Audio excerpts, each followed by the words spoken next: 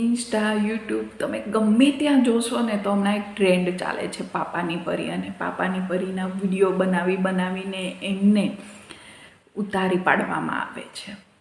મારે એ લોકોને એટલું જ કહેવું છે કે પાપાની પરી અત્યારે બેંકમાં, મલ્ટીનેશનલ કંપનીમાં, ગવર્મેન્ટ જોબમાં કે મોટા ઓફિસર તરીકે પણ તમને જોવા મળે છે. વોટ અબાઉટ પાપા કા પરા?